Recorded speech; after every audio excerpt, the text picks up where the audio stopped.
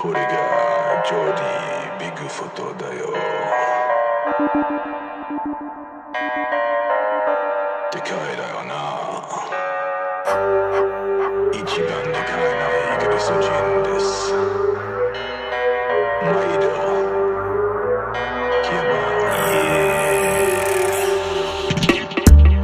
It's like every day is Halloween. Zombies on the streets, drunk, drinking in the apathy.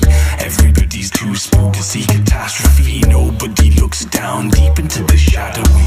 I brought funk to the rhythm and the batter beats. Divin laugh at me, listen to the high speech. Holding a crowd with the sound that is Japanese. I'm trying to fly but free, but I'm caterpie. Try to be constantly evolving whilst the monsters grab a grip and keep dissolving all the souls. I master myth and hold my own and know my zone and read the omens, reap the seeds I sow and know the flow, drinking in my potions. Let it go, dive deep in the ocean, frozen, roll with the freaks and the creeps. Let it flow, get to know your emotion, open, seek for solutions in your peace. 恥ずかしがるな、制限されるな、怖がるな、奴隷になるな。恥ずかしがるな、制限されるな、怖がるな、奴隷になるな。恥ずかしがるな、制限されるな、怖がるな、奴隷になるな。恥ずかしがるな、制限されるな、怖がるな、奴隷になるな。 Ain't no shame in quitting system. 退職してください Can you listen? 仕事がどれ以上 Working like a piston 仕事を持っていなったら See the wisdom すべての人間は同じですか皆さんは異なります言葉は創造者そして神はガンジャだジョイだそうで日本語 You want Nihon flow So the Nihon knows what a madman from another land goes through When the madman lands in Japan with big boots Stomping on Doanbari Bridge Editing the vids in my missionary crib Salary man looking oh so sick But who am I to judge from a guy's perspective? 恥ずかしがるな、制限されるな、怖がるな、奴隷になるな。恥ずかしがるな、制限されるな、怖がるな、奴隷になるな。恥ずかしがるな、制限されるな、怖がるな、奴隷になるな。恥ずかしがるな、制限されるな、怖がるな、奴隷になるな。酔いかがり宝探し言葉尻合わす遊び吹きだまり花盛り金のなる木雨の街祭り林虎ぬたぬき後の祭り猿回し回り道騙し討ち横流し面汚し雨ざらし寝物語人さらい雪景色博打打ち亀とウサギつまらない無駄話あそれからボニオに鼻頭にチャリバリバリメリハリ聞きだみクレイジーキルソンボーイあっちゃ向いてほい小難しい理屈は丸めてこい恥ずかしがるな、制限されるな、怖がるな、奴隷になるな。恥ずかしがるな、制限されるな、怖がるな、奴隷になるな。恥ずかしがるな、制限されるな、怖がるな、奴隷になるな。恥ずかしがるな、制限されるな、怖がるな、奴隷になるな。 Love and tough, puff and puff I just wanna, I just wanna Love and tough, puff and puff I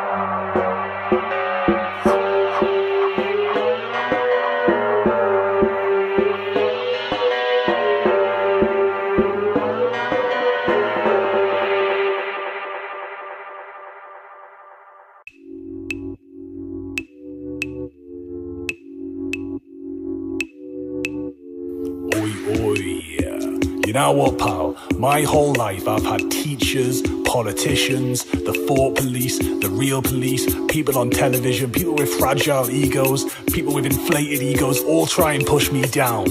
And if I let them, I wouldn't be who I am today. So sing along with me right now and say, can't nobody hold me down, nobody can control me now. Can't nobody hold me down, nobody can control me now. My life, anarchy, anime. My type, anarchist bay. Eyesight for a time with a light in a rise and a new day. Anime, eh? Oh, so chill, so patient. System so greedy it eats itself. Alpha beats whilst waiting, winning waves are made by feet and swell. Swollen pressure, gonna bubble, toil and trouble, tremor. Earth will ever recover past our errors. But the question we're presented with is simply whether we return to way or we return to sender. Bring peace to center, bring them banksters to the trials, or just skip that and put their heads in guillotines and styles, heads in nooses, removing greedy tumors. The media that tries to keep us stupid but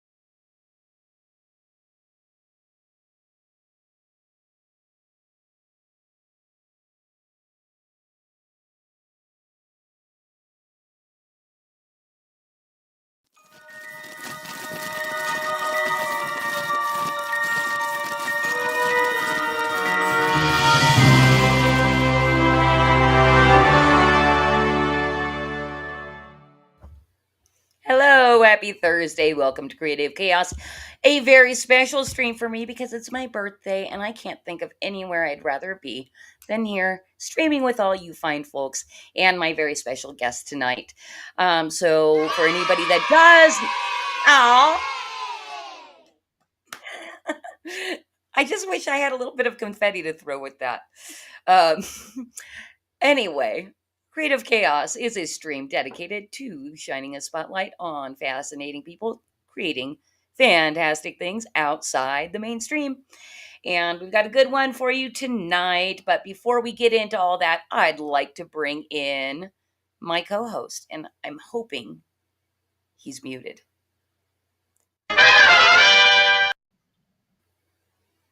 What's up, Bruce? Hello there. Dude, we lost him immediately. I think he's here back here. We Yep. encountered an error. It looks like we had an error. Can you hear me? I can. Hello. Hi. All right, guys. So Bruce is You can traveling. hear me now. Oh, I've been able to hear you. I'm thinking maybe that we have quite a delay. I'm going to talk just a teeny tiny bit because Bruce is traveling and apparently has terrible Wi-Fi. We're going to see how this goes. And I'm going to stop talking right now and see how long it takes him to respond. I can respond right now, but I don't know if you're hearing me because it's freezing and all I see is you with your mouth like this. So that's all I'm seeing. Yeah, you're lagging tonight, but that is okay. Why How don't about now? you? Is that any better? Nope, you're lagging. I'm having all kinds of crazy stuff happening over here. I had my pilled chat start. my pilled Bruce is lagging. It's my birthday though. Happy birthday to me. And Bruce, why don't you tell people what Happy you're doing? birthday to you. Well, tonight I just got into Pittsburgh, Pennsylvania, and I'm around the corner from Cosmic Grandpa because tomorrow we're going to Steel City Comic Con. Woo! So we're going to go jump over to Steel City Comic Con tomorrow and we're going to hang out. We're going to interview a bunch of people. I'm going to find some cosplayers we're going to interview. I'm going to find some, hopefully, entertainment. Some artists in Artist Alley. Say hello from Madness Comic Network.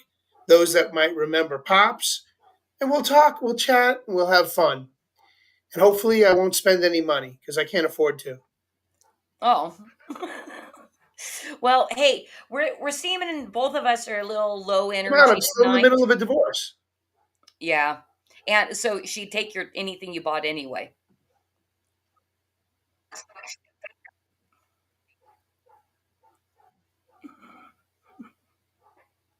One more time? Awkward. Bruce, you might have to take a little bit of a back seat tonight because your lag is so bad. Yeah. Anyway, I'm going to take my laptop downstairs. Okay, yeah. See if that corrects the issue. But before you go, what should everybody do with this stream? Or should I take that role? Like, subscribe, thumbs up, and share. And if you're on... All right, and there he goes. I think he was about to say, hit that red pill over on Pilled. And while we're waiting for Bruce to see what's going on, I just want to say what's up to the chat. Ghost Pepper and Pops popping in over on Pilled, dropping stickers and saying hello and happy birthday. And then also, looks like Pops might be over on YouTube as well. What is up to the great Vulcan Lives? I will pronounce that correctly for the rest of my life. And Maji-chan said hello, one of our guest friends and clients checking in just to say that they hope that I give Daniel a hard time tonight. All right, and we're going to bring him in just a minute, but first, I'm going to go ahead and do the Flip City promotion for tonight, which is actually talking more about our collaboration with Madness Comic Network. And I'm giving you guys a spoiler here. Actually, tonight's going to be a night of spoilers because our branded segment is a spoiler as well. So hope you guys enjoyed that. And because I'm not seeing, there it is. Okay. So Flip City is Madness live draw stream is the last Saturday of every month. Last Saturday was our second within the quarter on the current theme, which is mirror on the wall. The topic basically is a celebrity or a well-known person is looking in the mirror and it's reflecting back their true nature. And I'm going to give you spoilers here with our submissions that we've received so far. So next slide on that one. All right, we've got Addie Kidd coming in on the left with Amber Turd. Addie loves Johnny Depp apparently and dislikes Amber very much. In the middle, we've got A Demon Bill Gates, submitted by awesome Levi Skeen. This does not give justice. You are going to want to get this in print inside volume 25, which is forthcoming, because there's a lot of details in that. And we've got Brie Larson as a piece of cheese. And that was submitted by Quentin White. And I've got a couple more here. This Doc Blaylock submitted this. This is Pencil Neck Adam Schiff, but he gave it to me to color, and I decided to make it a little more cartoony, and that's going to be on the next slide. And you guys can tell me if you like it or not. Basically, what Can I you see did. me now? Yes, I can hear you, Bruce. Okay, I moved downstairs to the lobby where they usually serve breakfast, but it's a Red Roof Inn, so they don't serve breakfast here anymore. Oh, okay. All righty. Well, I hope you continue to come in nice and clear. All right, Cause, go ahead and go to the next slide here. And you'll see over on the right, I colored it and elongated the neck and shrink the body to make it a little more cartoony. And I hope Doc likes that. And then on the left there, we've got Omar Glitches, our reigning champion from the last collaboration. He decided to do P. Diddy, and he's got lots of oil. And he's questioning, did he do it? I don't know.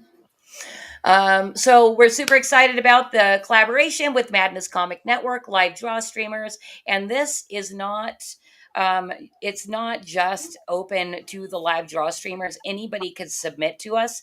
And I'm going to drop a link in the chat. That is a 3-minute video of me going on and on about how you could submit and what the contest is about and what you can get and all that kind of stuff. Why? It's not letting me paste this.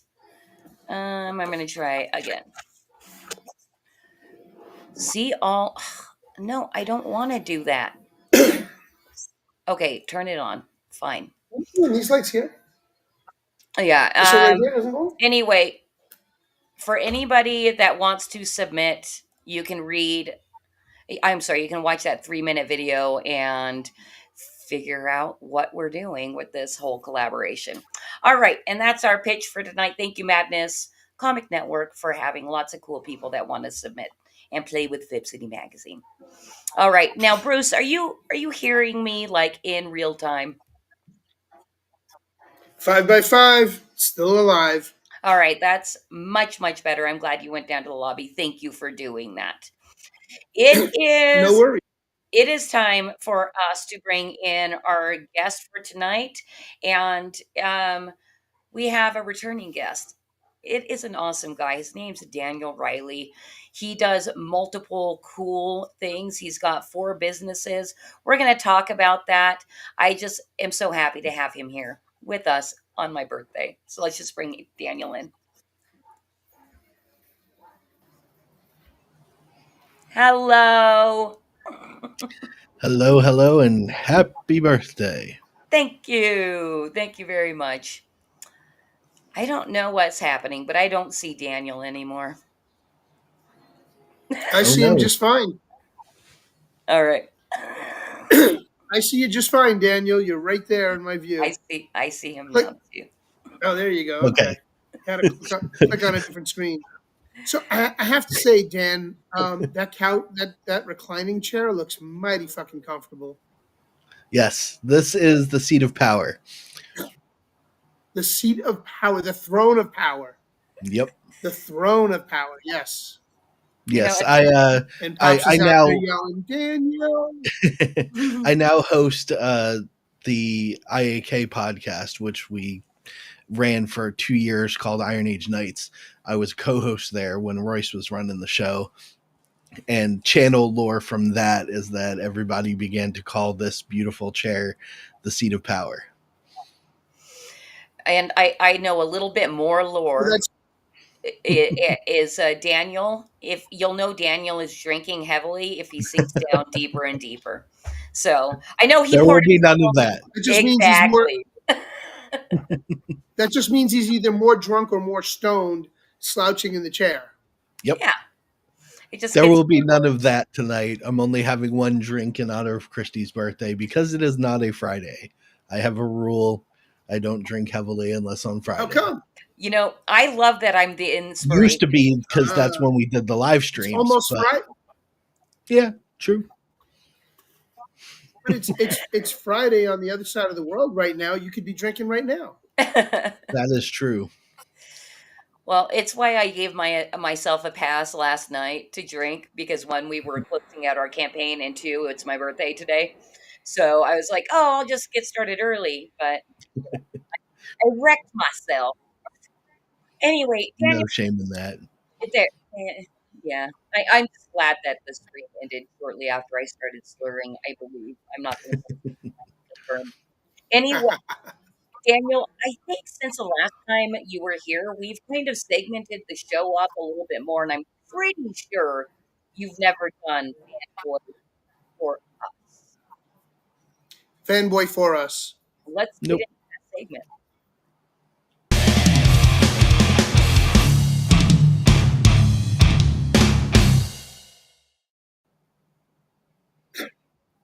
So Daniel, it's real simple. I'm going to shoot off some rapid fire favorite questions, and you're going to just off the top of your head give us an answer that comes to mind.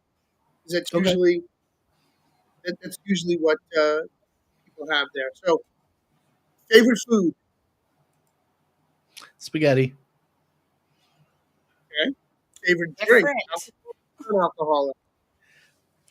Alcoholic, High West, double rye bourbon. Non-alcoholic, I would have to go with the Southern roots and go sweet tea. Okay. So you're a bourbon guy. I like that. So am I. Not a rye bourbon so much as I like just a good straight up bourbon whiskey. So do I. I like I've just found that old-fashioned. High West is the right smoothness, and it's good for getting me drunk. There you go. You don't need a lot if it's really good bourbon. True. I can't drink a lot Get- though, get a unfortunately. Get a nice big ice ball, like a small baseball sized cube, and then Yep. pour it right over it and enjoy. I actually have have two. a glass. Okay, there you go. I have the wedge glasses. So you put the rubber gasket in, you fill it up with water, and it only allows the ice to freeze on one side. Right. And then you take them out of the freezer and you just pour it right into them. And they're nice, thick, square glasses, so they Mhm. hold up well. Yeah, those are nice. Have you ever had a bartender actually shave a cube for you for a bourbon? No. That is I've had cool. smoked bourbons. Yeah, it's a cool experience. I highly recommend it if you ever get the opportunity. A shaved iced bourbon. Mhm. Okay. That I'll sounds have fun. to check into that. Sounds like it's just enough ice to chill it, but not to water it down so much. Exactly. Yeah, that's cool. That sounds really good. I'm an old fashioned guy, though. I like my old fashions. And when I go to a restaurant or a bar, and if I ask for an old fashioned, first thing I do is, which bourbons do you have? Because I ask for a bourbon old fashioned. And as soon as they say bullet, I'm like, I'm in. Give me a bullet old fashioned. Oh, I And it like that works. stuff too. I like that bourbon. Yeah. It's a good mixer bourbon. It's a Mhm. good, it's a generic mixer bourbon. Yep. So you still get the bite, you still get the burn, but you don't get the indigestion. Yeah, that's for sure. Yeah, Not a bourbon's a fan of much the low smoother going quality. down the gullet. Very good. All right, so we got your bourbon guy. Cool. All right, favorite character, any genre, movies, TV, comics, other, anything. Sherlock Holmes. Favorite Okay. Oh, that's the first Cool. time we've had a Sherlock Holmes. If I could be part of the Holmes Association and do it remotely, I would. What is the Holmes Association? There's an entire it's sort of like a men's club based out of London, that's wholly dedicated to all things that Sir Holmesian. Doyle All things Holmesian. created when it came to Sherlock Holmes and to Watson, because he did have a run of stories that were Watson focused. He Awesome. did. Now, let me ask you a question since we're on the topic. What'd you think of the Robert Downey Jr. Holmes movies with Judd Law as Watson? I thought that the two actors interacted really well, and they definitely made you feel the connection between Sherlock and Watson, but the rest of the movies I was not a fan of. Really? Wow. What about the TV series Elementary with Lucy Liu? I actually recently rewatched that for something to do. Yes,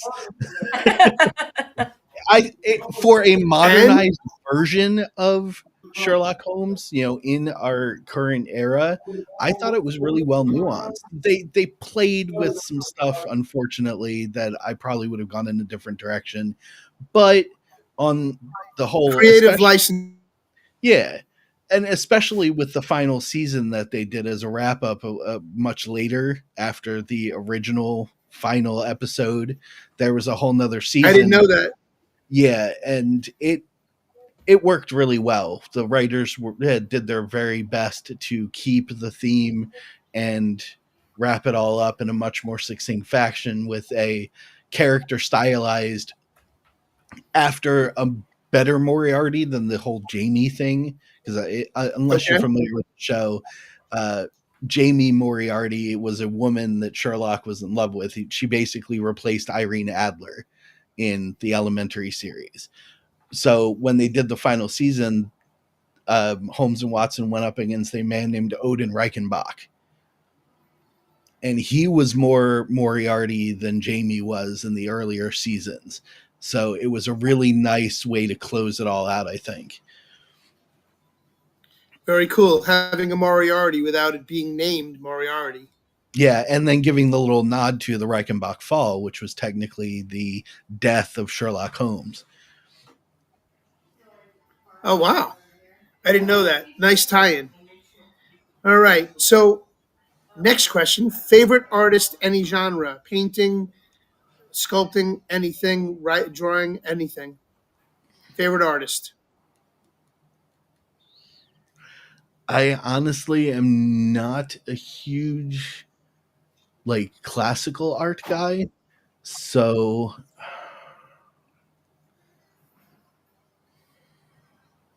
I don't know. It could be comic art. It doesn't matter. Just who do you gravitate towards? Who are more your favorites? Well, that's the thing. I'm a writer, so I'm more of a story guy.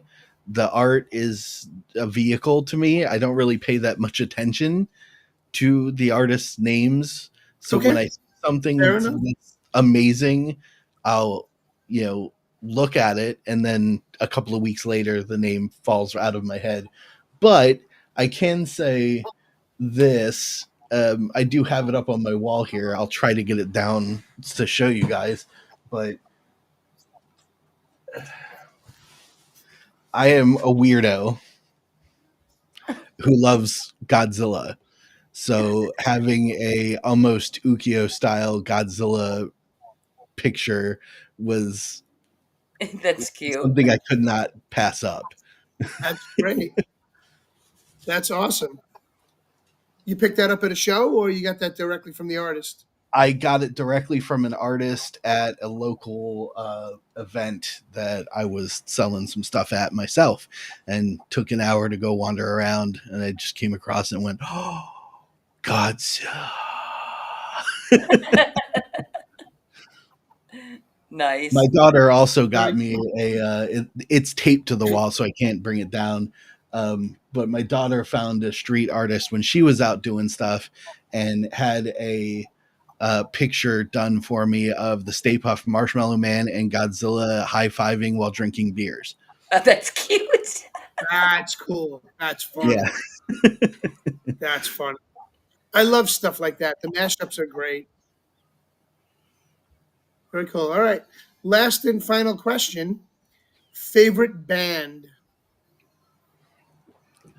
All-time favorite band, Led Zeppelin. Favorite musical band? Led Zeppelin. You hearing? Led Zeppelin? Led Zeppelin. Okay. Yes, I did. Led Zeppelin. Okay, cool. Oh, yeah. I was raised on Do the you like classic the show? rock, like the great stuff. So, Yeah. I'm a huge fan. Who turned you on to that? Was it your brothers, older sisters, aunts, uncles, cousins? Who turned you on to it? It may surprise you to know that I'm 45. It was my mother who initiated that. She listened to I knew everything you were that she a lot grew up younger than on. I am. So Yeah, she Yeah. was always listening to them. so your mom's probably original your mom's vinyl, probably a little older than me. possibly. Yeah, but original vinyl I- always on while she was doing, house stuff. So when I was home from school doing homework or whatever, we were always jamming out. So I love most of what we used to call classic rock bands. I've always been a huge fan of them. Zeppelin, Steppenwolf, the Oyster Cult. And it's a staple for me, and it inspired my love of more modern rock too. So I guess the second, a bit controversial, but my second favorite band, which would be more modern, is Coheed and Cambria. Oh, I don't know that band. Coheed And Cambria. Coheed and Cambria. I do know that name, and I'm trying to remember which album I have. It's interesting to me as a storyteller because all of their stuff as Coheed and Cambria are musical accompaniment to a comic series that the lead singer created. So it has a story running to it. Yeah.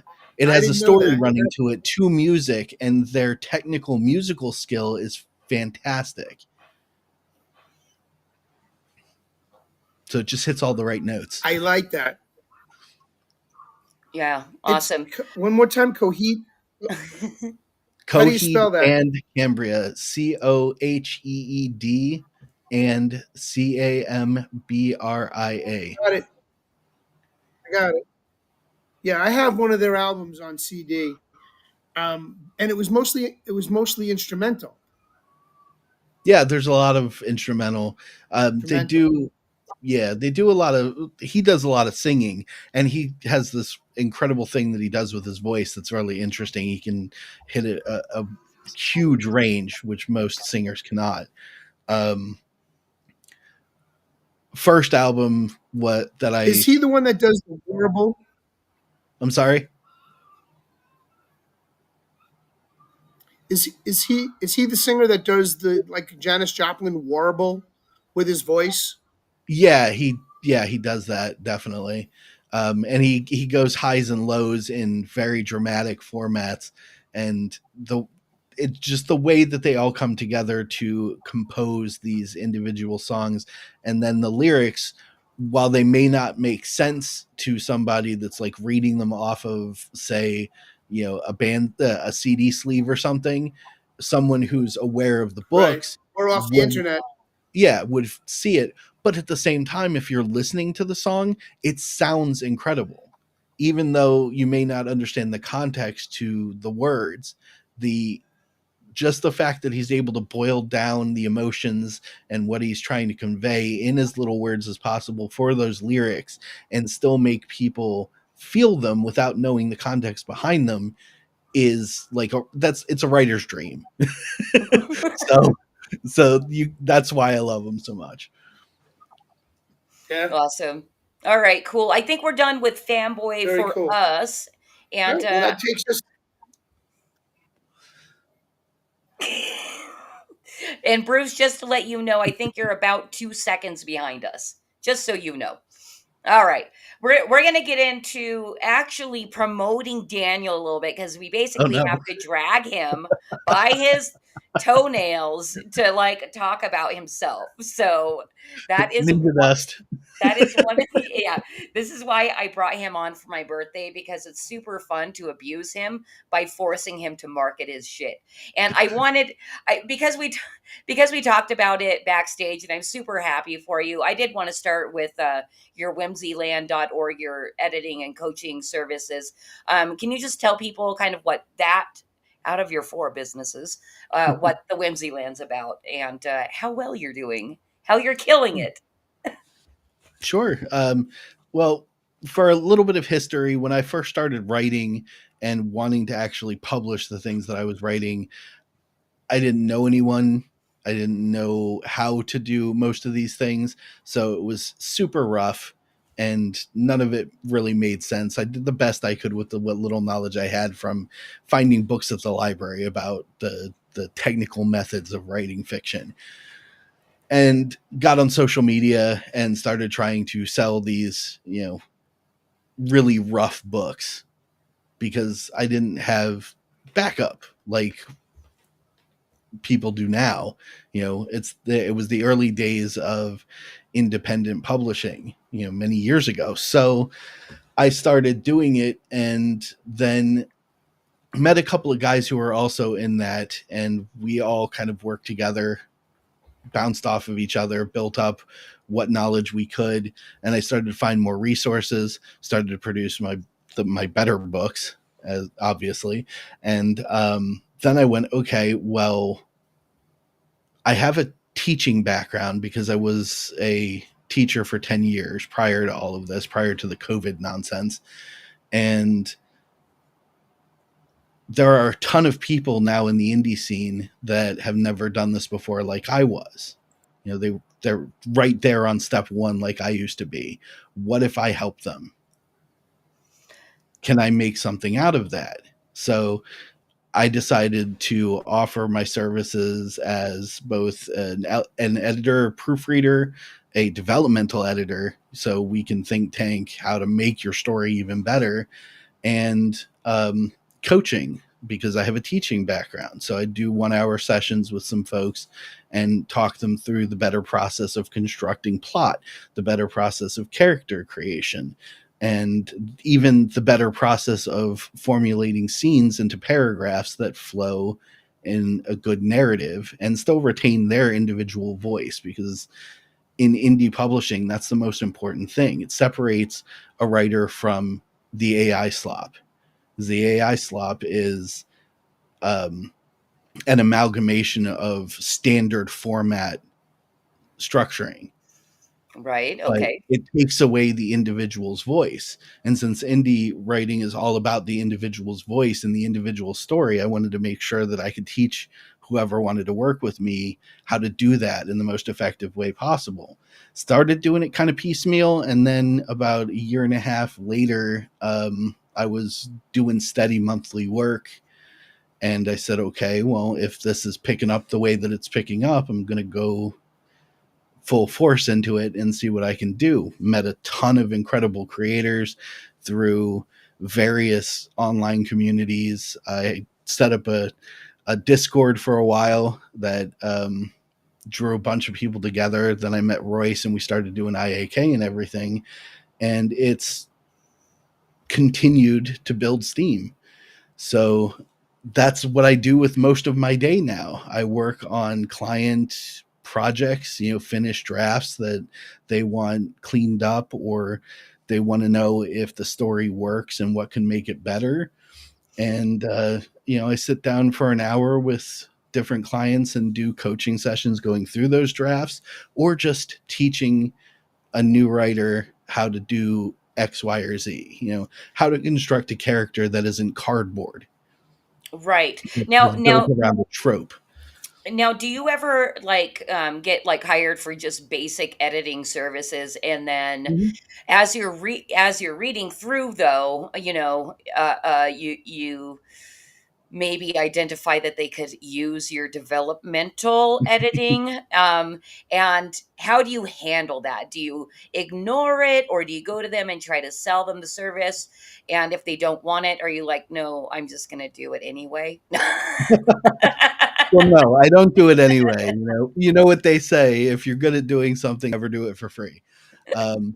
But usually, if that happens, it's very early in my proofing. So I'll get a couple of chapters in, and I'll start to notice there's plot holes, or the narrative just doesn't drive the way it should, or they've spent those couple of chapters doing tons and tons of exposition instead of writing something that's going to hook a reader in and make them want to read the rest. And I'll stop and I'll go to the person in whatever way that we've contacted each other. Sometimes it's DM, sometimes it's emails. And I'll say, hey, I found this. I really think we can make it better. If you want to do a developmental run with me, I'm able to do that while I'm proofing through the book now. Time doesn't change, but the price changes. Right. And we go through that process. I also have recently set up what I call the retainer system for folks that, because of how crazy our economy's gotten recently, for people that want to do this, that have the passion to do it, but they can't spend $500 to $1,000 in one go. Right. That's hard. And that's on the cheap end of editing. Definitely. I've heard horror stories of people who've gone to editors who've been like, yeah, it's going to take me 6 months and I want $4,000. And I'm see. like, and that's absurd to me. I'm like, I can do this in 5 weeks. And I want to help you, so I want to make it as cheap as possible, but I have to also consider that I need to, feed myself, pay my mortgage, etc. So I have to charge what's fair on both of our ends. And then I thought, well, how can I help even more? So I set up the retainer system, which is breaking that total amount down into monthly payments. Very cool. Yeah, and you said backstage you were killing it, and I'm so proud of you. Thank you. It has been a whirlwind. It's made me extremely busy, and because of that, my ability to sell my own creations has suffered. But Right. I'm very happy with what I do because it's helping other indie creators. Yeah, well, and that's the thing. Would you say that a good amount of your business kind of came more through networking? Kind of sounds like that's how you did it. Oh yeah, Yeah, absolutely. kind of seems that's the way It is. to sell these days online, unless you're gonna, I guess, run ads and stuff like that. But Sure. I But love networking. it really is, unless you're just selling a product. Like if when it comes to the service industry, yeah, it's all about word of mouth and networking. It's how many people know that you're there, know that you're available, and are comfortable with your fee. But when it comes to selling a product, like if your only desire is to sell a comic book or sell a novel that you create, that's a different kind of networking. And that, as we talked about backstage, requires going on live streams and putting yourself in front of crowds of people that are interested in that type of thing that you want to sell to them. Right. Okay. Very cool. Well, I'm super happy at what you're doing, in the indie scene, and I'm sure you've helped plenty of people. To date, do you know how many clients you've worked with? Yes, I do. Last month, I have worked with 126 individual indie creators. That is freaking awesome. And it's only been a couple years? Yeah, 3.5. Yeah, you've done well, sir. Good. Some months I'm working on 4 different manuscripts at a time. Other months maybe it's 2, but I've also got guys who do pulp stories, which are much shorter. I've got guys who do serialized short stories for their Substacks and stuff like that. So there's always something that I'm working on every single day. It's just it depends on the format that they want to do. Some guys want to work on the entire run of their comic book all at once and get every single detail of the storyline structured out before they go to their artist for the drawing phase. So we'll hammer it out in a matter of 1 or 2 months, and then I won't hear from them again for 6 months until they're ready to start working on the next series. Right. Oh, and on that note, because I know you're doing a lot of networking within like the indie comics scene. Are you Mhm. able to help new writers that want to write a comic book but don't know how to format it or, Mhm. for their artists?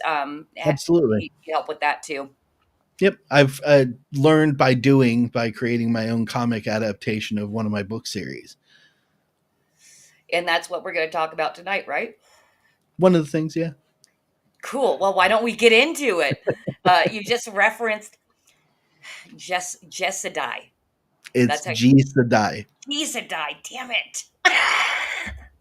So it means second generation in Japanese, but it's a colloquial term for next gen. So Next if you're gen. talking about next gen technology, it would be Jisedai whatever. Jessedai. So as the next generation of something. But the term G is two in Japanese. So it's second generation by actual definition. Japanese is a weird language. I've been learning it slowly in my very scant free time, and it is a strange language. No Okay. offense to the Japanese, but Well, yeah. So Jisedai, I will try to pitch this to the world as best I can. Jisedai is the story of a nanotech enhanced super samurai in a futuristic Tokyo that was created by a mega corporation. He's one of 8 empowered men who work for this corporation in a clandestine sector of experimental technologies to augment humanity in some way.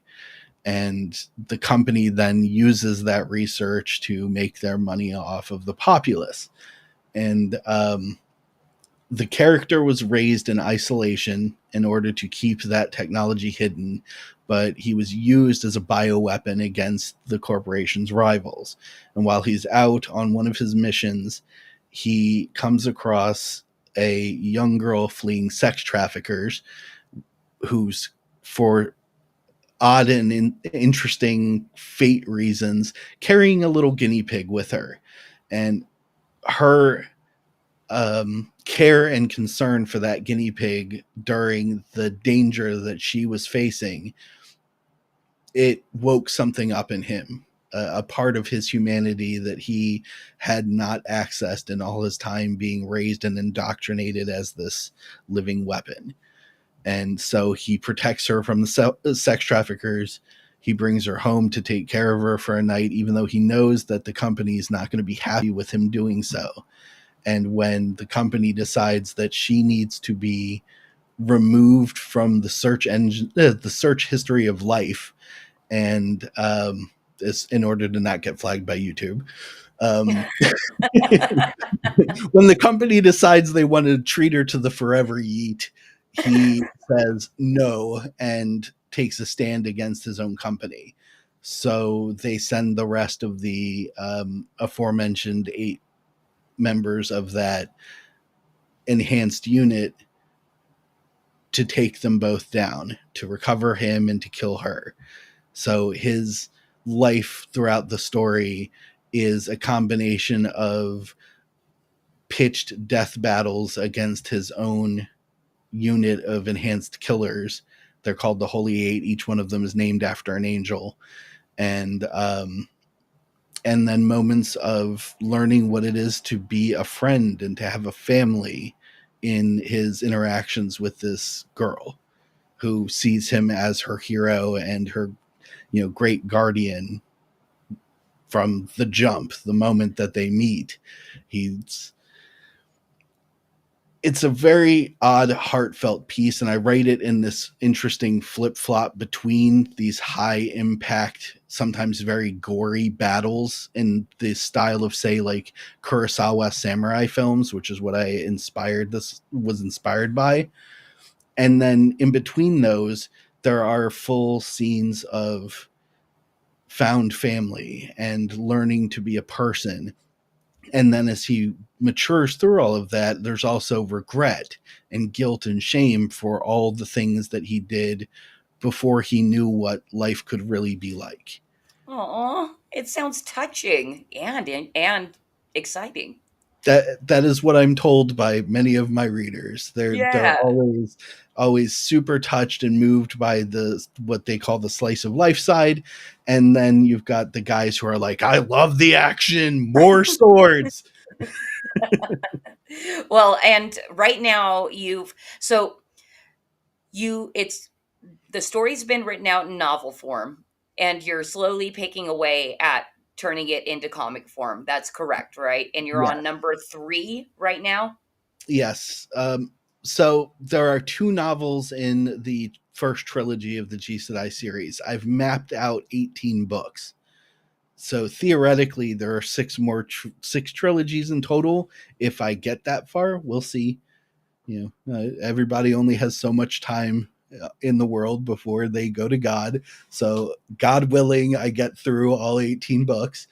But if not, each trilogy wraps up with its own ending that could be a complete endpoint if necessary. I'm working on book 3, trying to get it out in a couple of months. I'm working on the final editing and revision side of what I need to do for the 3rd novel, which closes out what I call the Angel War arc, because it's Gabriel fighting the other angels in his unit. And then I got the wild, stupid idea to produce a comic book based on this series because so many people liked it. And as amazingly exciting as comic books are, it is such a pain. It is such a pain. You need to love comic books to be a comic book creator. You really do. A part of me thinks I might end the comic book adaptation at the 6th comic, which closes out book 1 of the Angel War, and just leave it at that.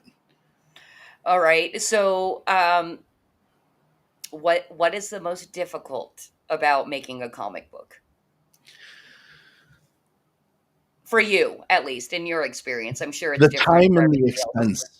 The time and the expense both are the most difficult because it's a waiting game for those of us who are not talented enough to be our own artists. I will glorify those that create comics by drawing their own panels and writing their own stories. You guys are freaking geniuses. And I'm beside myself when I look at the stuff that they create, but I can't draw to save my life. So I have to communicate with an artist that I hired who's amazing. Right. Hey, Doc. Hi, Doc. Thank you for the birthday wish as well. Stay active in chat if you're going to stick around, but I know it's kind of late for you. And you weren't feeling well. Yeah. So the waiting game with my artist, where I have to wait for the initial sketches and then we do corrections and then he's got to do the full line work and whatnot that he does. It takes months of waiting around and trying to build and parse out time to do it. But on top of that, there's the whole expense, because it's not just for me not being able to draw. I have to pay him a decent amount of money, and it's because I value what he does, but it is expensive. It is Right. thousands of dollars. Yeah, yeah. And so everybody crowdfunds differently. Some Mhm. people wait until the book's all the way done because of whatever reason. How are you crowdfunding? Because I know you have one going right now. Is it to like how far along are you? Because I know you have stuff posted on your crowdfund. And I dropped the link in the chat for anybody that wants to go look. I apologize if this draws any fire to your channel, Okay. but I think it's inappropriate to sell people a dream. Okay. So I don't crowdfund until the comic is done. I've already put all of the money and sweat equity into it, and it is ready to go to print. We do, for the campaigns, we do what are called special edition color pop versions, which is I bring in the person who created the concept in the first place, my beloved daughter, and she looks at each of the pages, and then she identifies specific things on each panel that she can add a splash of intense color to, because it's a black and white comic in its natural form. So it adds a bit of vibrance, or it draws the eye to a very specific thing that's important to what's happening in the moment. Yep. And Yep. we do all of that first. We get all of that done before I put the campaign up. Yeah, and Doc says he does the same thing.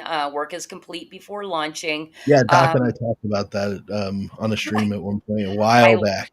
I love how controversial you said you don't sell a dream. I'm like, I don't. ooh, knives to It hearts. I'm sorry. I don't mean to be insulting, but it just feels wrong. Yeah, I mean, If you don't have something at least close to done, like I could see starting a campaign a month or two before completion date, but on social media I see so many people just heartbroken about the things that they've backed years ago that oh yeah, haven't come out. yeah, And I don't want absolutely. to ever do that to anybody by months, let alone years. Right. Well, it also puts a ton of pressure on you that you may not need to get something done. Some people might need that pressure. I don't know, of like, okay, I have people waiting on this. And some people may not even care about the people that backed. But yeah, that's the way we're crowdfunding is because we're on a quarterly publishing schedule, we're always going. Mhm. And we're I think, well, because we couldn't have a campaign without having visuals. I think pretty much what we're doing is about a month before we're done. Like basically we're done with the book when the campaign closes. Like literally yesterday I closed my campaign and Scott was setting the final lettering for the final art that we got in for the parodies. So it's like, Yeah, okay, exactly. satisfied. I'm satisfied. Campaign closed, book closed. Absolutely. It's the best way to do it, in my opinion. Yeah, but that's not the way. It's not the way as far as I understand crowdfunding, at least, because we did our first crowdfund for a documentary in 2014, and I don't. It didn't seem like the culture at all back then for anything to be complete. It literally was selling a dream in 2014, and then like everything, it evolves. You know. Hmm. Yeah, that it does. It's just it's a peeve of mine. I have the same thing when it comes to my novels, and then the same way when it comes to working for clients. If I say I'm going to be done by a specific date, it's guaranteed. Yeah. Yeah. And Hey, if for some crazy reason something happens in life that takes me out of commission for days and I need a week, you'll know well before your time is over that I just need a couple more days. And it's done, and I don't go past that. yeah, and this might be a little controversial of a question. You don't have to answer it. Do you think your artist is slow? You don't have to answer it because that's not a nice No, thing to ask publicly. But sounds like he might be a little slow. he's not. I mean, he's got his own life, obviously, and he's got a family of his own that he's got to take care of. And I recognize that he's actually probably pretty fast as far as hired artists are concerned. My turnover rate from 1 to 2 was actually, I think, like a month into fulfillment. On the first one, we were done with the second one. Oh, okay. So, I mean, we had started it immediately after the first one had finished, and I was setting everything up. So it took 4 months to produce 32 pages. And then, same thing with the third one. We were well into development of number 3 before I finished campaign number 2. And, now we're here where it's all at. And I took a cue from him as a artist because he does Aes Sedai in a manga style, a very what would be known as retro manga style. It's got some great pieces that are stylized after like the old Macross Plus Robotech series styles, Toei animation, and I took a cue from him in a conversation we were having and put 1 through 3 into a full manga volume. So there's 108 pages or 110 pages, including some extra art that I had lying around to add to it, and a 3-page mini comic about the guinea pig, all put into this thing in one single manga sized volume. So it's, a manga book. And it was a lot of fun to put together. It's definitely cheaper to print in that format than it is to print in, say, floppy or trade paperback format. But even then, the cost of creating comics is extremely high. Right. Yeah. So, is it put together like a manga where you have to read it backwards?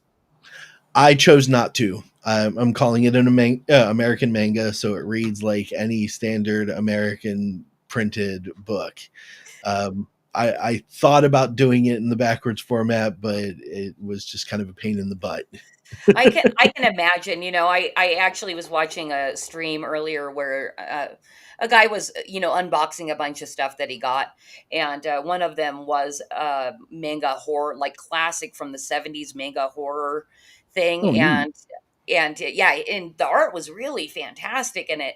And but he was talking about how he does like reading them, he liked the art, but it confuses his brain, because Yep. it's not how we read. Right. But it's how they read, and it's their style, so it makes sense for them to do it that way. Yeah, but it also makes sense for you to Americanize it. You're an Oh, American and you're selling to an American yeah, audience, I'm assuming, exactly. mostly. Yeah. Mhm. Yeah. No reason to get cute with it, Nope. Daniel. Nope. I'm a crazy white man. I'm just going to lean right into that. Yeah. Well, on that note, because you were talking about doing the manga book format and all that, you print your own stuff. We talked Yes. about that lightly backstage, and I want more details. That sounds like a pain Uh, in the ass, by the way. it is. It is. I have a whole setup in my basement to do it. It's good for me to produce my own books with, but it's not something that I could commercially sell to someone in its current format. I say to clients jokingly, if I hit a windfall of some kind, like something sells like hotcakes, or I win the lottery, there will be signs, and literally it will be a sign atop of a small shop that says Whimsyland Printing. So you enjoy printing. I Like, do. okay. I enjoy the fulfillment side of doing the crowdfund campaigns. I like just being able to sit and watch a movie and just bag and tag and then get it all set up to go in a box and take it out there and send it out. That's probably my favorite part, is the sending part, because I know everybody who backed it is about to open it up and enjoy it, and that brings me joy. Right. Well, especially when you're getting ink on your own fingers, printing it and all that kind of stuff. I also enjoy fulfillment. We don't print our own magazine, but I like I like doing, getting the list together, getting all the labels, put together, and our little indicia imprint and all that. And it gives me, because it's such a mindless task, it gives me time to actually feel gratitude for all of our subscribers. And I'm Mhm. reading their names out loud to myself, and like, thank Yep. you so much. Oh, wow. I really recognize this name. This person must have been subscribed for a long time. So feels good. I enjoy Yes. fulfilling as well. It does. And it's one of those, like the binding and the printing part. It's such a mindless task that I find myself generating more stories while I'm down there in the basement just puttering with paper and ink. And I'm like, oh, get the laptop out and jot it down and then go back to what I was doing. That's really cool. I It's was gonna fun. ask I was gonna ask if you had a basement, because I was gonna suggest you, like us, you just get an artist and chain them up down there. Nah, I don't need the extra mouth to feed right now. Oh, who said anything about feeding? Well, I mean, if you want them to do work, you kind of have to keep them alive. I'm just thinking of what happened to Jesse in Breaking Bad. You watched Oh, Breaking Bad, didn't you? yes. Okay. Yeah. No, I was taking it in a whole unfortunate direction, and in my head, I'm going, it puts the ink on the pages. Yeah. Well, and I had to make that joke because I actually wrote that joke into our last Madness Drawstream collaboration. I had Scott really bugging me, because Scott does pretty much all the writing of the magazine, but with this collaboration, he's like, "This is your baby. You're going to do more of the writing and the setup and all this." And I was proud of my first one, but what I decided to do with introducing like what this crazy thing is that our readers are going to come across is I had to set it up, and I decided that I'm going to back up a little bit. What the people were drawing on was the topic of what type of people fall in love with serial killers, right? Oh So I'm yeah, like, I remember that, seeing that. Yeah, okay, did you go vote? I believe I did. Yes, I think you might have. I did. Um, Yeah. I was super excited about that too, because my goal was to get to 100 votes, and we hit the goal.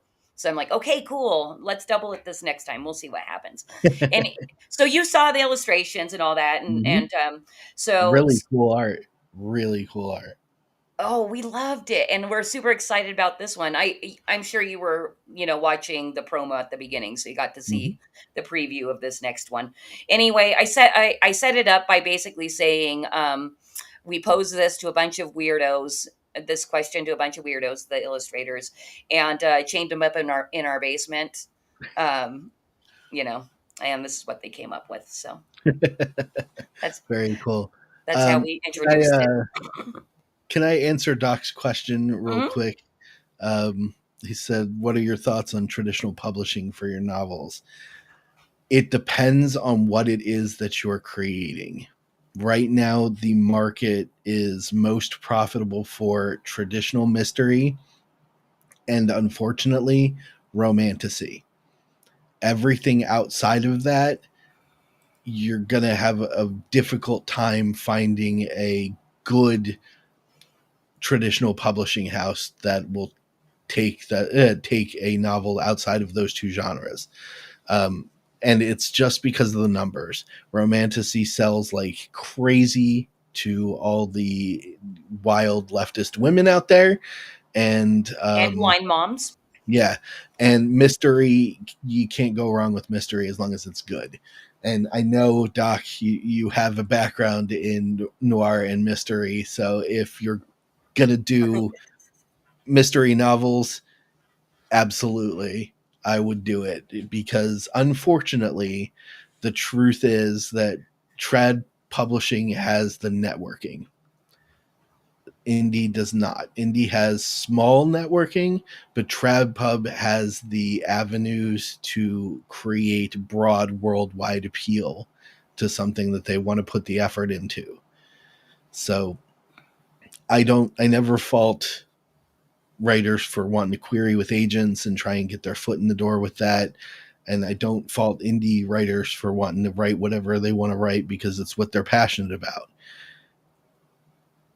If you want to go that route and use one of your mysteries, go for it. All right. You heard it from the man himself. Well, they have the distribution too, the networking and distribution. So That's less and less good. There's a big controversy right now with Ingram Sparks, and it's because they signed a bunch of indie writers under open contract, which is more and more the way that all traditional publishers are going for, which means that they go out and they say, okay, Barnes and Noble, how many of this book do you want on your shelf? And Barnes and Noble says, we'll buy 50. And then they sell them 50 and they cut you your little check that comes with the sale of 50 books. And then a year and a half later, when Barnes and Noble says, okay, this didn't sell any books, so we have to send 47 back to you, Ingram Spark turns around and says, you owe us for the 47 books that we printed and sold. all right. So it will kick you in the sack if it doesn't work out. And they don't tell you that going in. Painful. Ooh. All right. So they don't want to take any risk. None whatsoever. They want all the revenue and none of the risk. That's why most agents now require writers to even have a large following on social media before they'll consider taking them on. Right. And then at that point, if you have a large enough following on social media, why do you need the fucking publisher? You found your audience, you know, you put in all that Exactly. equity. And Yep. yeah, okay. I'm happy to publish indie, you know. Yeah. I forget who it was who said it, but it was a great line and it makes the most sense. If you can get 100 dedicated people that love your work, then you're doing just fine, because that means you've got 100 sales every time you put something out. That feels good. We're doing real good then. You know, during Bidenomics, we basically lost half our subscribership. Ooh. Yeah, with 80% notating I'm too broke, you know, Bidenomics sucks, blah, blah, blah. And I'm hoping in this new era, once our economy starts improving, I'm able to win a decent amount of them back, because it felt bad. You know, it's like, oh my God, are we going to fail? But I think we're doing just fine for an indie, you know, and I will be Absolutely. working on getting those people back. I have all my spreadsheets and my notes and all that kind of good stuff, and start winning them back. In fact, I remember one said, when Trump's back in office, I'll come back. So I really got to sell. I need to hound her. Anyway, on that note, I have a very burning question for you to mansplain to me. So we're going to get boy. into the mansplain segment right now. You know, when I first heard the word mansplain, I thought, this is great. I've always wanted to generalize an entire group of people and judge their every motive. But now, turns out, my brain is empty. It's true, but Such a good clip. it leaves more space for wandering thoughts. So Daniel, I even took a note here so I wouldn't forget exactly what I wanted you to mansplain to me. Oh, all right. So I'm super thrilled to hear about, you know, your success for Whimsyland. I'm actually having you mansplain on behalf of Scott, my husband, because it's something he wants to get into. He does want to start like ghostwriting comedy and helping indies. And I, if you wouldn't mind, would love to pick your brain a little bit on what he should be doing to try to find clients for those types of services. Okay, absolutely. Well, first step he's already got, which is the work you guys do on Flip City. You've got a portfolio essentially from issue to issue that he can show to any potential, you know, comedian, to any potential writing group out there, or even to an agent if he wanted to try and go the traditional route and get representation. Oh, that might be the way to go. I'm thinking as an agent for him, because we have so many other irons in the fire. Mhm. It would be nice to have somebody, actually just feeding work. Yeah, and really, the name of the game with entertainment is who you know. So the more you can network, the more opportunities will open up for you. I mean, I started as a no-name fantasy writer years ago, and I built this business up. I also am co-writing a film script with a guy that I met through networking in all of these communities, something I've never done before. Created a comic book. There's all sorts of different roads. I know musicians now. Some of them make music for the trailers to my books and comic books. I know tons of artists. So if I ever want something drawn, I can go to any one of them, including the guy that I work with on a regular basis, and say, hey, I have this weird idea. Can you make it into something that I can look at so I can see if it's cool or not? Well, and that's the thing too with the relationship that you've built with your regular guy. Are you just finding it easier and easier to work together? Oh, Because, yeah, yeah, I mean, absolutely. that's First couple of the first couple of pages of panels that I sent to him, he sent me back a ton of questions. And those questions became the basis for how I would make my explanations and descriptions better. And every time that happens since, we've gotten better and better at communicating. He'll say, okay, I don't understand what you mean by this. Can you explain it to me or show me some sort of reference? Which will force me to go Google search an image of what it is that I'm talking about and then better explain it and use that reference. And then he'll say, okay, I don't think that's good. I think it would okay. probably look better turned this way. And I'll go, okay, well, let's see the sketch. Show me if you think it'd be better that way. And he usually sends it to me, and I'm like, yeah, that's much better. Just do your thing, man. Nice, nice. Well, that's kind of how we feel. I'm always bragging about our lead parody artist, Ben Sullivan. He sometimes hangs out in Creative Chaos. And like I said, we just finished up the lettering. His piece was the last thing that came in. But it's because, I don't know if it's because of this, but he actually added to Scott's writing in writing. And it's the first time he's ever done that. But it's only Interesting. because normally he adds so much just in the visual aspect, but he just did some additional writing, and he submitted them with his writing on it, like almost like you guys aren't taking this out. But it is because we've developed that friendship and love for each other where he he felt totally fine doing that.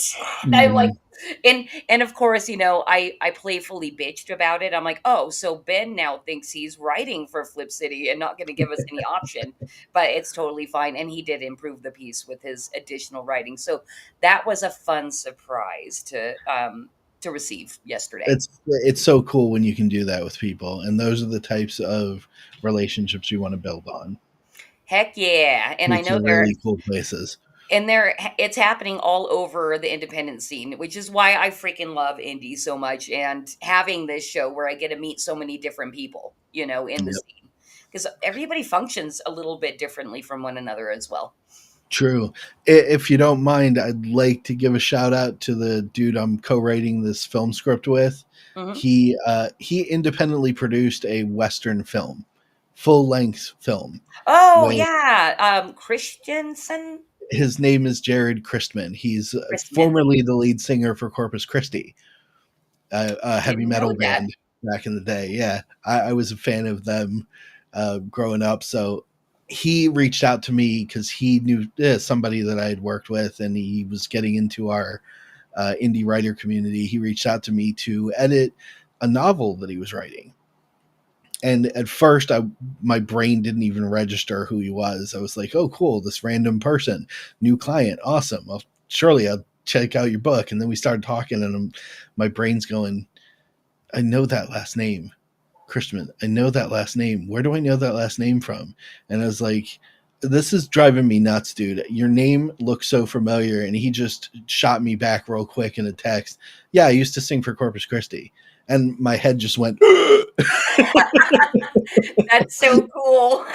yeah, it was wild. But I did all the work for his novel, which he's not even ready to produce yet, like get out there in published format hopefully soon, because he was working on the film and he started telling me about the film. It's called Missouri Breaks, The Ballad of Missouri Bill, and it is phenomenal for an independent film on a shoestring budget. It's won like 20 some indie awards across various festivals. Yes, I've been keeping a very passive eye on, his awards and stuff like that. When it comes when it comes Mhm. across my feed on social media, I'm like, oh yeah, that guy.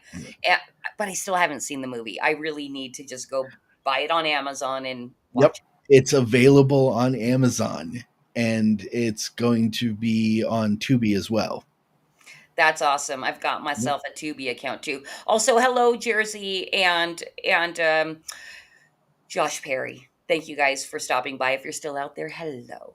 I hope you Hey are. guys. Yeah, so I just had to shout him out, and then over the course of us talking about his book and talking about the movie, and getting to know each other, he reached out and he said, "Hey, do you want to be part of the next film? I want to do a paranormal mystery." And I was Oh, like, okay. tell me more. Yeah, so we've been co-writing the script for it, and now I'm even gonna potentially, if I can work out the time to do it, go out there and help with the production when they start filming. So How all these new fun. experiences just from networking, and so that's where you win, is who Yeah. you know and the opportunities that you take when they come up. Now, have you ever worked on a movie set in any, like, even just with indie friends messing around? Dude, movie making is so fun. I It's love it. interesting. I've heard Yeah. Jared's told me all kinds of stories. He shared a blooper reel from Missouri Breaks that they did, just some raw footage where you broke down and started goofing off, or when takes didn't work. It was surreal to watch that, and now to think about sometime later this year or early next year, I'm going to be going across the country to participate in something like that, and it's something I never had thought I would do. Where is he? And Where is he filming at? oh gosh, brain fart. Um, he's gonna kill me if I get this wrong, but I want to say Wyoming. Okay, cool. Very cowboy out there. Hmm. Yep, very much so. And the script we've been creating is wild. It's, like I said, paranormal mystery. It's got grisly ritual murder and suspense. The whodunit aspect of of it, and I just want to see how he pulls off these scenes that we're creating That's what on his tiny little budget that That he was going to be has to my produce next these things. question. Yep. That was going to be Mhm. exactly my next question was, all right, paranormal mystery. That sounds like a lot more special effects and a lot more money. Yes and no. So I have theories on how we can do that on his budget that I'm going to be sharing with him next time we get together to talk. If it works out, I'll let you know. Okay. But I've always believed, this is one thing. I've always believed that if you're doing independent films, get to know cosplayers. They are a wardrobe and effects department in and of themselves. Interest. That is a good idea. Yeah, because they know how to do makeup and Makeup, make they their know own how to clothes. fabricate equipment, they know how to tailor clothes and cobble together pieces to make something that looks almost to the T the thing that they're trying to represent. And they Yeah. do it all with their own little bit of free money. Right. Smart. Smart, Yep. Daniel. All right. Well, I hope that all works out, and I will be making sure that I'm keeping an eye on you guys once you start like promoting that. I'd love to have Jared on actually. I should probably invite him because Oh yeah, I haven't had a movie dude on yet. he's so great to talk to. He's such a nice guy. He's a lot of fun. All right, cool. Well, I'll DM him, and if he's not connected with me on X, I'll reach out to you to make him tell. To never mind. I'll make the I'll make, connection for you if yeah, necessary. if Yes. if I need it, but I'm usually Oh, cool. pretty Thanks, good. Jersey. How about paranormal special effects like slime? I know how to make slime. But that's only because I was a preschool teacher for a while in my See, past life. So, networking right there. yeah. Okay. Cool. Well, do you know Jersey? I don't know if Jersey's ever come to Creative Chaos before. Hope you come back. Yes. And he says, no problem. It could not be the Jersey I know, but I'm assuming it's the Jersey I know. All right. Very good. Well, I think it's time to start wrapping up the stream, but we still have a couple more segments to go. And Let's do it. I always love going into Conspiracy Corner. So before we do that, though, Bruce, are you still with us? I know you've been offline, online, offline. Are you hearing us? 3, 2, 1. There he is. I am now. I Okay. am now, but it's been robotic literally the whole night. I have no service because I'm literally in the valley between the mountains here. So All right. Well, the hotel is in the lowest point of the valley. all right, Mhm. we're just going through the show, no problem. I've just seen Yeah, you yeah. popping in and out, and we've already got Vulcan lives saying spin that wheel. So let's get into No wheel. conspiracy. Let's get into Conspiracy Corner right now.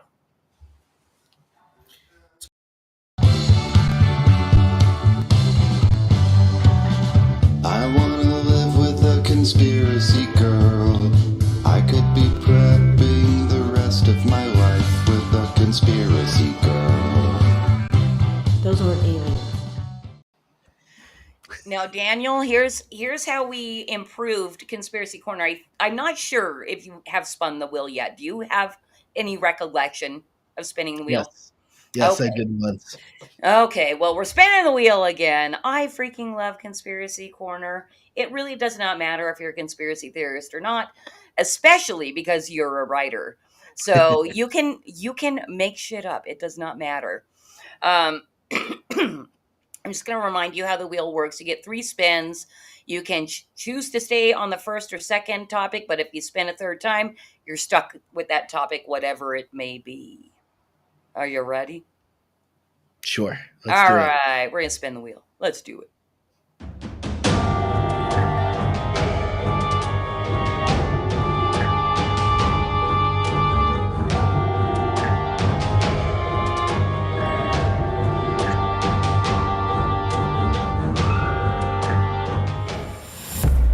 Oh, transhumanism. I mean, Elon Musk just comes to mind, but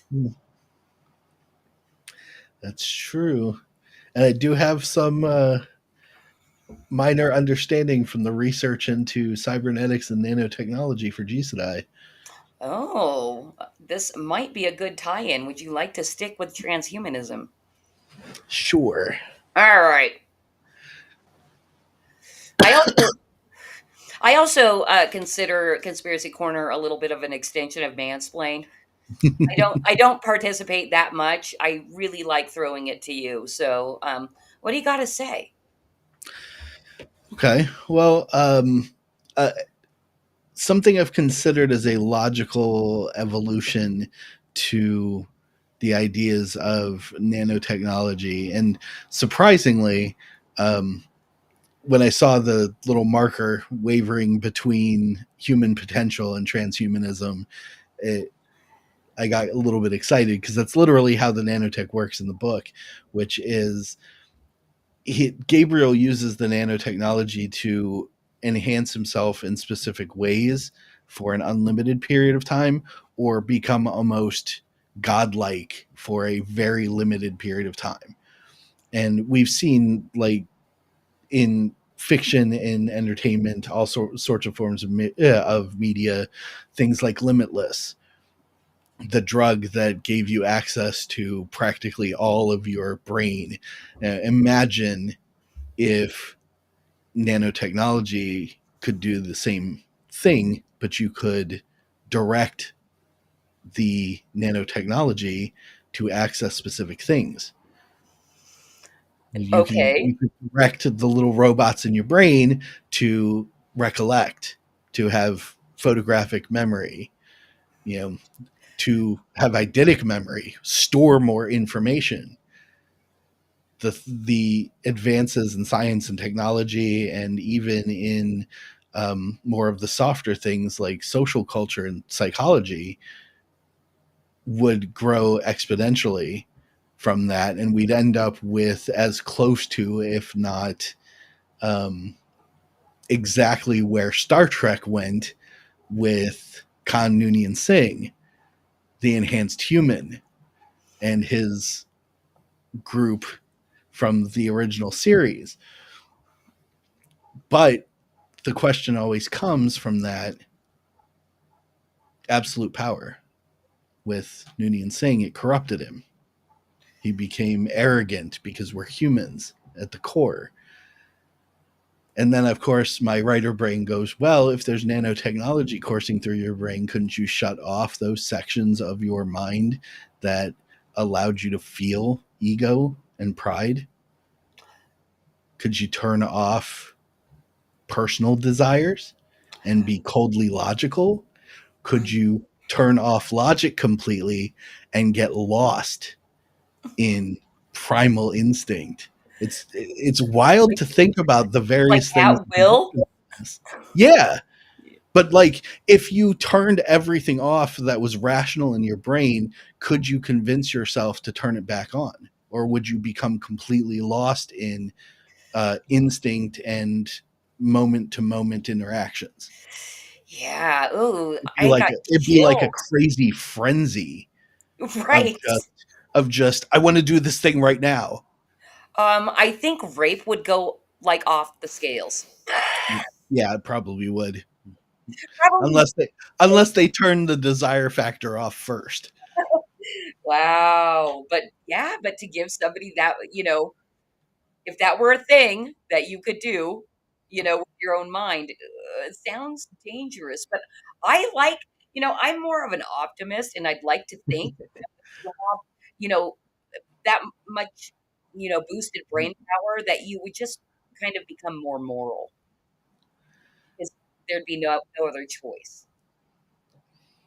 Yeah, well, it's definitely possible. Like I said, if a person chose specifically to turn off certain things and enhance other things, you could become a literal paragon of virtue just Right. by having the technology completely shut off those individual impulses, the lizard brain, so to speak, of what is it? Oh God, I can't remember them all. Fight, forage. Oh, fight, forage, fulfill, and fuck. The four F's of needs. Pardon my language. That's the lizard brain. The Fight, impulse to fight, to forage, to collect things to eat. Fulfill, which is fulfilling your needs, your comforts, whatever it is, and then fornication, to propagate the species. Right. Okay. Turn off It's the weird. lizard brain. You turn off the lizard brain, and what do you have left? You have what we would call enlightenment, which is pure rational thought. You think it would be pure rational thought, though? There wouldn't be any more emotion? That emotion comes all from the lizard brain? Yeah. Oh, never thought of Psychologically that. speaking, emotion all stems from our primal instincts. Interesting. It doesn't sound that great now. Primal instincts are fun. They are. It's very much so. Yeah, when I was thinking about the nanotechnology for Gabriel's system and the story behind it all, the reason that his corporation wants to keep him alive is because in order to control the bots, a node had to be implanted in his brain that would connect to them so that his mind could tell them what to do. Otherwise, they would just sort of hang out in his body system doing nothing without command. And they tried in some earlier iterations of the process to do it without the nodes, and it did nothing. And then they tried forcing the nodes to execute certain commands, and the nanotech just couldn't process correctly. So what they learned, the corporation learned through their R&D, was you had to let a control node and a colony of nanotech bots grow with the person so that they could sync their understanding of each other over time.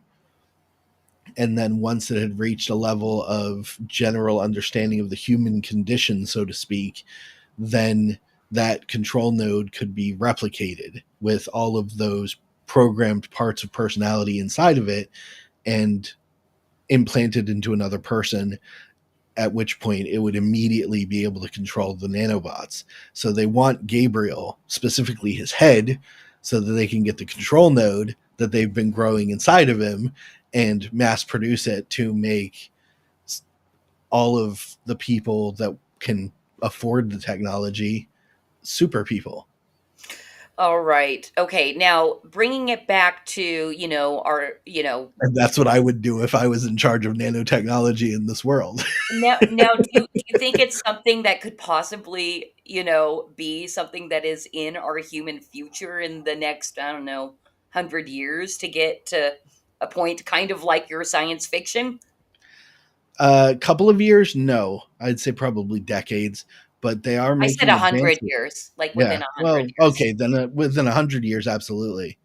Yeah. And do you Thank you. think it's a good or bad thing, or are you just, neutral on it? Ultimately, I think it would be a bad thing. I think we can't help ourselves when it comes to this stuff. There's a wonderful meme that goes around the internet now that is, science fiction novel says, I have created the Doom box, and the Doom box destroys everything in the novel. And then underneath it, it says modern tech company. We've recreated the Doom box from favorite sci-fi novel. And your brain immediately goes, why would you do that? Yes. It obviously didn't do good things in the book. So why would you make it? But it's true. Science fiction has a tendency to impart and inspire actual science. Right. So in theory, 100 years, 150 years from now, there could literally be a Gabriel running around. Yes. And And that's kind of terrifying. you've been bestowed a Conspiracy Corner All-Star by Vulcan Libs. So, Thank you both. well, I will wear that badge with honor. I'm so happy that we landed on that first spin on the transhumanism, and it related perfectly to your story. So we got to market more, Daniel. See, marketing's easy. I know it's easy. I can do it. I just don't have time. I know.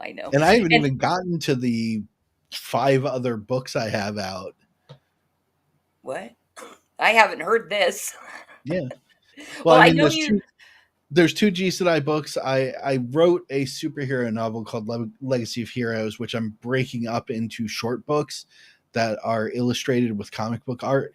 And I want to kind of market that towards younger audiences as hopefully a way to influence more traditional superhero stories in our future, because the gritty realism crap that we've got now, I mean, it can be entertaining for a little while, but it's morally destructive. I'm sorry to have to say that it is.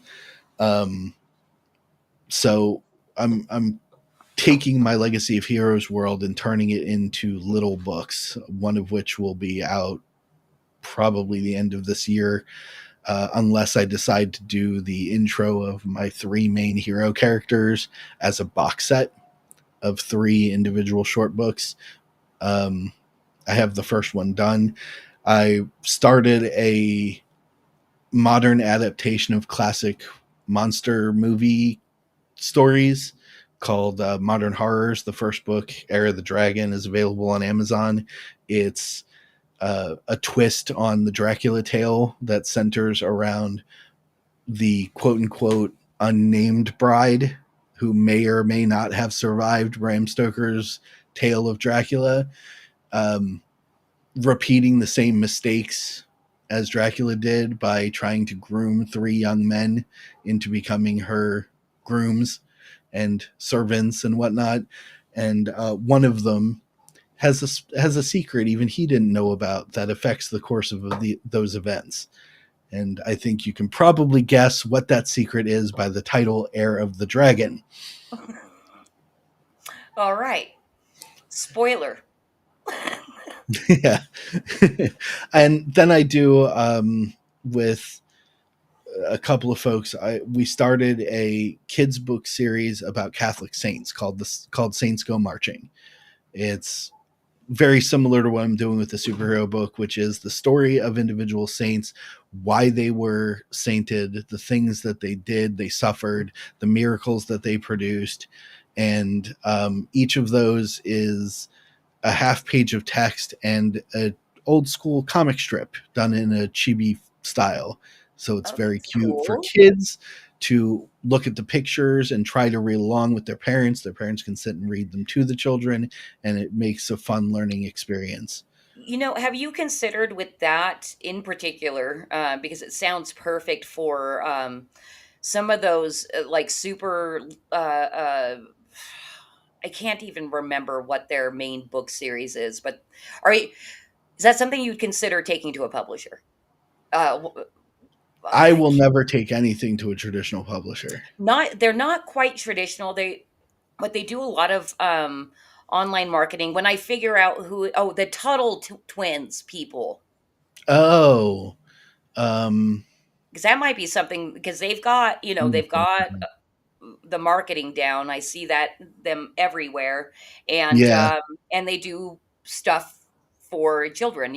Both. I think it is both liberty oriented children's books and like Christian themed books and stuff like that as well. So might be something to consider, because that's Angel Studios, which is also doing Gabriel and the Guardians, which the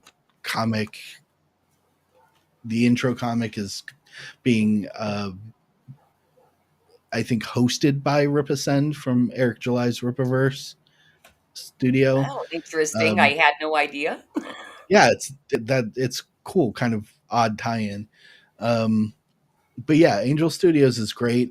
I would say work with them on like an adaptation of something if they wanted to do a series or they wanted to do a movie, but I wouldn't sell or even like contract traditional publishing at this point. I love being an indie. I love having the freedom. Yeah, I love having the freedom to do what I want to do. And my whole goal with Whimsyland is to build everything that a traditional publisher can do with none of the bullshit. Right. And yes, it is. It's totally freeing. You don't have an editor to answer to. And you obviously can unless you work yourself. With me. Right. I do not edit my own books. Oh, I am not. No, I am not that much of an egotist. I will edit for everybody else. No, I have an editor. She's fantastic. Oh, well, she helps me with all of the stuff. But yeah, I would never try to edit my own stuff. And I tell everybody else, do not edit your own work. You know your stuff. You cannot be unbiased. So here's the thing that happened with Flip City. We did edit our own stuff because we didn't have any money to spread around. A magazine, really. I could potentially see getting around it. But We landed a proofreader who is a Oh, good. freaking savage. And he will edit sometimes and say, this didn't make sense. Or we'll have to go back because we're doing a lot of like cultural zeitgeist Mhm. reference stuff that he sometimes isn't aware of. So we will intentionally misspell certain things, and he's like, that's not how you spell gay, or whatever. Yeah. uh, or Uh, not understand a joke, and we explain it to him, and then he looks it up and goes, oh, okay, I get it. Gotcha. Real quick before I forget, Jersey asked when the Saint book is coming out. If you're Yes. talking about Saints Go Marching, it's available on Amazon for print. Okay, cool. I did mean to bring that comment up, so good. Got that I also have answered. a digital version, but yeah, you can get it in book form through Amazon right now. Fantastic. And that was a question I had because you say you're printing your own books and everything. I'm assuming through Amazon those are print on demand though. Yeah, those are print on demand. Everything I do on my own is also available on Amazon. You can get it directly from me, either by ordering it through Whimsyland, directly contacting me and saying, "Hey, I want one," or I usually tell people to just do it through Amazon because it's faster fulfillment, or the stuff that I bring to conventions and to local festivals and whatnot is all printed by me. It's how I Awesome. cut down on the costs. Yes. And eventually we'll get those people chained in the basement to help with your printing and art. All right. Well, we're officially out of Conspiracy Corner now, and I do want to give you a second brand tonight because we're giving away a spoiler, actually. Yes, this is going to be published in Flip City Volume 24, which we wrapped up the funding campaign last night. And Nice. we did put this image on the campaign, but I'm sure you haven't seen it. And I'm going to give a tiny backstory. It has to do with Gen X movies. I know you're a Gen X, and I know you have a child. So Mhm. I think it kind of ties in here. And Cause, if we can just bring up the first slide, I'm going to kind of explain this. So this is a Gen X movie, Home Alone. And Mhm. a couple of promotional tags that they used was a family comedy without the family. When Kevin's family left for vacation, they forgot one minor detail. Kevin. So this kind of leads us into the live read tonight, and we're going to go to the next slide. And I'm going to tell you when it's your turn to read. Okay. All right. And that's a click to reveal, Cause. All right. So here's our piece. It's called Gen X Movie Reboots. And it says Gen X parents love nothing better than making their kids sit through the movies they grew up with, no matter how stupid or dated. These experiences must be shared to preserve our cultural continuity and feel like we can relate to our kids. Here are some of Gen X's nostalgic childhood favorites with new modified taglines rebooted to reflect life in the 2000s. This So is going to be you're great. going to read this next title, which is coming up on the click. It is Homeless Alone. All right. Oh, Okay. before we get into it, though, did you do that with your daughter? Did you make her watch your movies? Always. Okay, I knew it. That's why I chose this for you. And she loved most of them. Oh, I'm sure they do. They're good movies. Yes, they're they fun. are. Anyway, all right. Well, you get to read Homeless Alone. All right.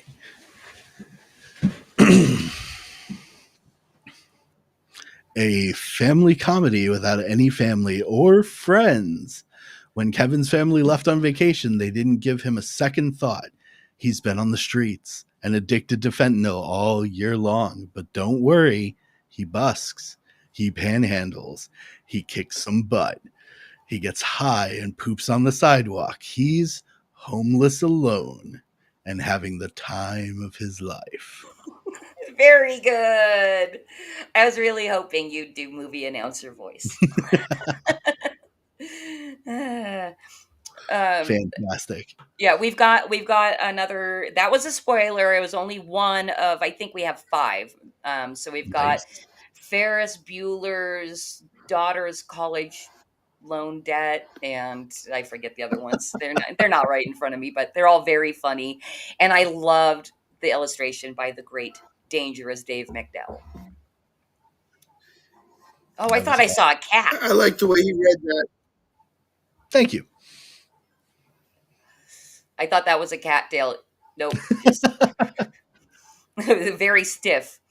Anyway, well, that's gonna do it for tonight, you guys. Thank you, Jersey, so much for popping in, saying what's up to Daniel. I hope you come back to future Creative Chaoses, where we shine a spotlight on fascinating people creating fantastic things outside the mainstream, like the wonderful Daniel here, who even binds his own damn books. What a weirdo.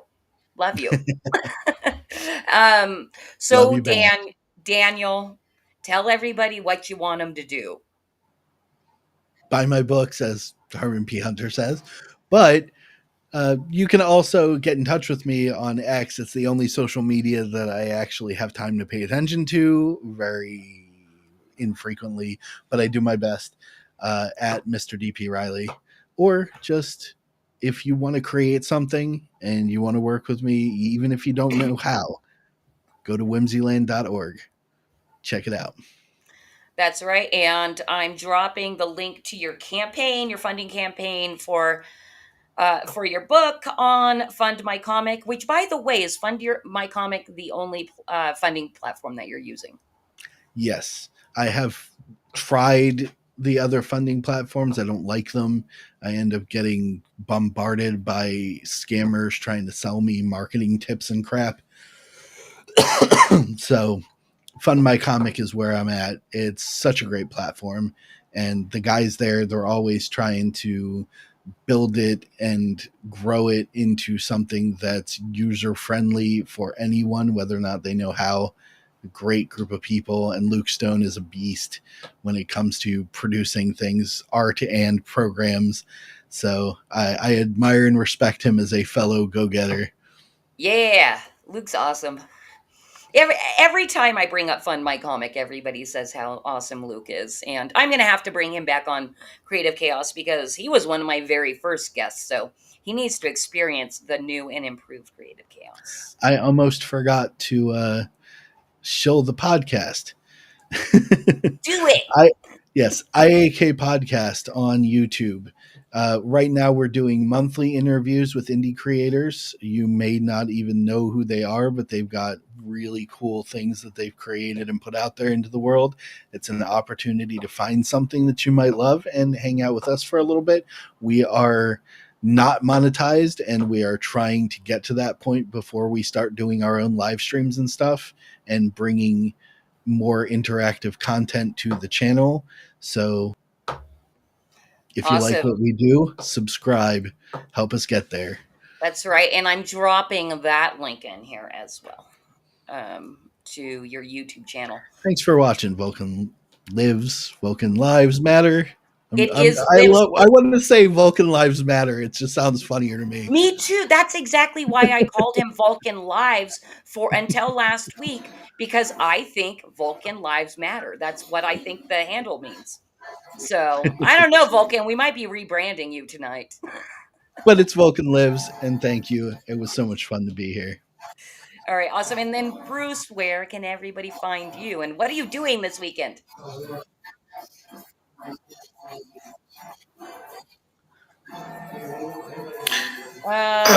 You directed that at me, if you can hear me. Cosmic Grandpa Night. Can you hear me? Yes. Yes. So I'm just going to talk. Okay. So Cosmic Grandpa and I are going to Steel City Comic. Oh. So Poor Cosmic Grandpa and show Bruce on Sunday night. 7 p.m. Big Apple time, 4 o'clock Avocado time, where we're going to show you all the fun things we did during the Comic-Con. So out Sunday night. That's right. 3 beer men, you guys. And Cos, if you just want to repeat that real quick because Bruce got cut off. All right. Yeah, you can. Bruce was saying that we're going to Steel City Con this weekend, which is in Pittsburgh. I've been before, but this is Bruce's first time, and this will be the first time that Bruce and I actually meet up in person after doing a podcast together for a little over 4 years. So That's awesome. pretty amazing. And yeah, so we will be showing some follow up. I don't know if we'll have all the footage edited or any interviews or any of that stuff done for Sunday's show, but we will be talking about it at very least with guest Pops Van Zant, who is another seasoned con veteran, veteran of the conventions circuit. And he'll be joining us to give his insights on what we saw. And you can also find me on Saturdays at 10 p.m. Eastern in the Corner Square on the Foxhole Squares on Coffee Talk with Sandra over on Pilled Foxhole. I So, love it. I love that you're going to be a regular square over there. pretty More awesome. entertainment. Also, And what's up, Seth? Hello. And I'm going to plug real quick one piece of swag, a brand new piece of merch that we just put in over at the store this week. It is a original by last week's guest here on the show. Oh, cool. Bacillus Lawless drew this, and this is called Beer Zerker. And it is a pretty pretty cool design. So you can get this Wow. on your choice of colored shirts That's at so nice. themeg.tv. Yeah, hey, Cause, real quick, just zoom in on the image again. Nice. That's so cool. Wow. Look at you. Look Yep. at you guys getting some comp art. Unless you paid, I don't know. Very Love cool. it. Yes, and you guys can buy that shirt at themeg.tv. We love being part of the Madness Comic Network. Major shout out to Pops Van Sant for all the networking opportunities that you offer to people and all the cool shows that you put And out over on the YouTube and soon to be Roku. Roku, yes. Fantastic guy. Cause, were you going to say something? Nope. All I right. was going to mention Go ahead. that Pops will also be on Foxhole Squares this week. He's a contestant on Foxhole Squares Neat. this week. Awesome. I still haven't put it in my calendar to remind me. Saturdays are a weird day for me, but I'm going to really try to make it this week and hang out in the chat with you guys. And then as far as Flip City goes, our funding campaign is closed, but we never stop selling. You can go to flipcitymag.com, read a free magazine, check it out, love it, fall in love with us. That's what we're here for, is for you to laugh your ass off and be very, very happy there's somebody that has resurrected the comic satire magazine. We've been told multiple times, including by the great Mike Barron, that it's much funnier than Mad and Cracked, and we're really proud of that. That singular quote, but you can also read a bunch of other quotes from readers across the United States and even worldwide on our website, and that is flipcitymag.com. So go check that out. Another Creative Chaos down the drains, through the hoop, I don't know, down the road. That was number 65, and we'll be back next week with Creative Chaos 66. I did not take a note on who's coming, but it's bound to be somebody at least half as charming as Daniel. So we look forward to that guest next I week. hope they're more charming and better at marketing than I am.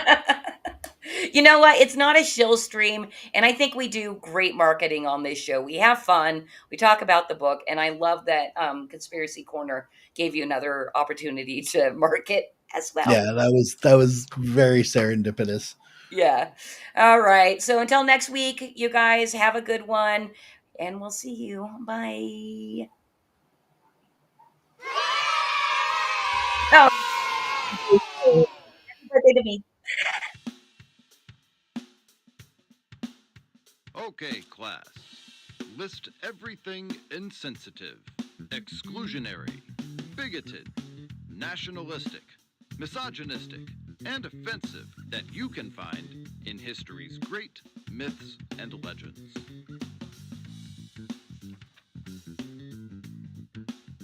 Extra points for suffering panic attacks or emotional outbursts.